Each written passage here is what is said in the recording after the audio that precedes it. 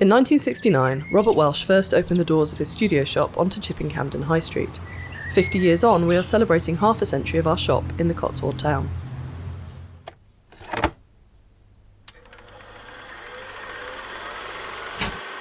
Robert threw a big party on the 1st of December to mark the occasion of the shop opening. He was already well known in the town, having established his design studio and workshop on the top floor of the old silk mill in 1955. Here he worked as a silversmith and industrial designer. It was a fortuitous move, and somehow the place took hold of him. Chipping Campden has an enduring permanence about it, a quality which is reflected in his designs. 14 years after he first arrived here, he opened a shop on the corner of Sheep Street and Lower High Street. The concept to open a shop was sketched out during the 1960s. It was during this decade, after his pioneering work of the late 50s, that his reputation as both silversmith and designer would gather momentum. When it opened, the shop was just the front room behind the large window, which is fitting, as the purpose of having a showroom on the high street was to be a window for the studio, which was why it became known as the studio shop. In 1963, Robert had been commissioned to design a range of table silver for heels. Displayed in their present choice department, pieces could be ordered by a London clientele to be made to order in the Chipping Campden workshop.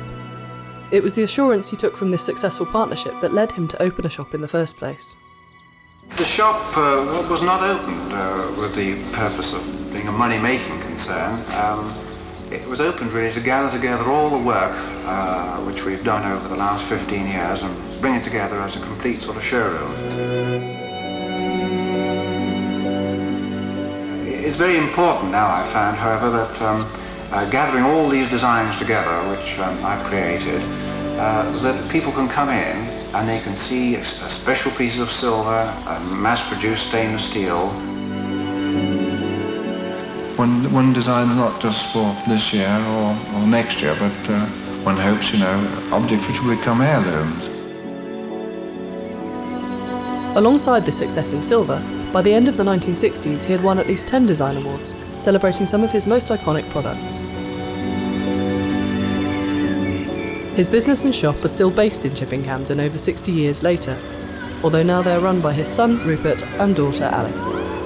Inspiration can come from anywhere. Anything can happen.